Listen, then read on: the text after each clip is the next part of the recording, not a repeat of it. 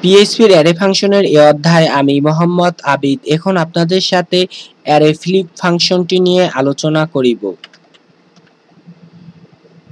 আমরা এখন যে ফাংশনটি নিয়ে আলোচনা করিব তা হলো ARRAY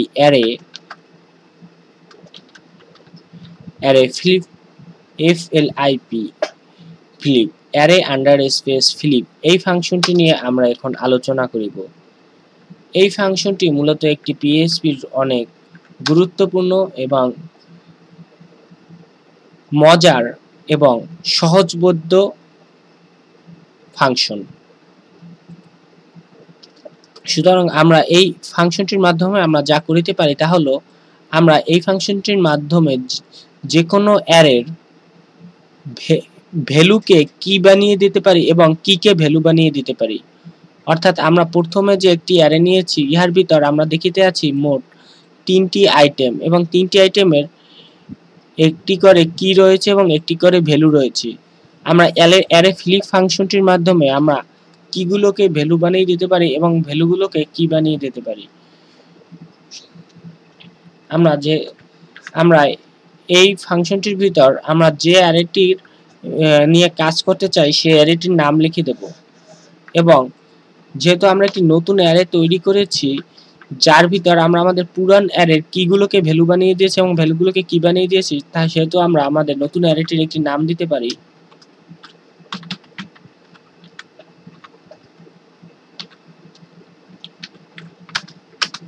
আমাদের নতুন অ্যারে ভেরিয়েবলটির নাম দিতে পারি ভেরিয়েবল রেজাল্ট।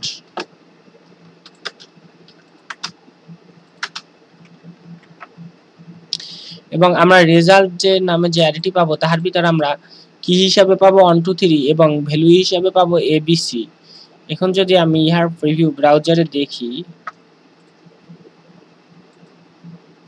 তাহলে আমরা 1 2 3 আমরা কি হিসাবে পেয়েছি এবং ABC পেয়েছি ভ্যালু হিসাবে। এখন ধরুন আমাদের যদি এমন হতো যে আমাদের এখানে দুটি ভ্যালুর মান একই থাকিত, অর্থাৎ আমাদের প্রথম যে এ রয়েছে ইহাও যদি আমরা 2 রাখিতাম তাহলে আমরা কি পেতাম। তাহলে আমরা জানি যে একটি অ্যারের ভিতর একই নামে দুইটি কি থাকিতে পারে না, সুতরাং 2 নামে একটি কি হবে। আমরা আমাদের যে প্রধান অ্যারেটি ইহার ভিতর 3টি আইটেম পেয়েছি এবং আমরা যেহেতু আমরা আবার একটি নতুন অ্যারে তৈরি করিব যেহেতু একই নামে দুটি কি থাকিতে পারে না সেহেতু আমরা যে কোনো একটি আইটেম বাদ দেব। তাহলে আমরা যে রেজাল্ট নামে যে অ্যারে ভেরিয়েবলটি পাবো তার ভিতর যে অ্যারে থাকিবে তার ভিতর 2টি আইটেম থাকিবে।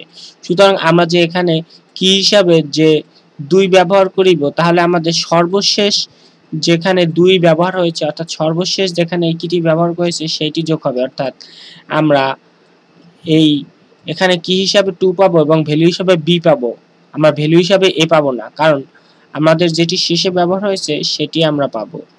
তাহলে আমরা এই শেষের আইটেম দুটো পাবো। এখন যদি আমরা ব্রাউজারে ইহার প্রিভিউ দেখি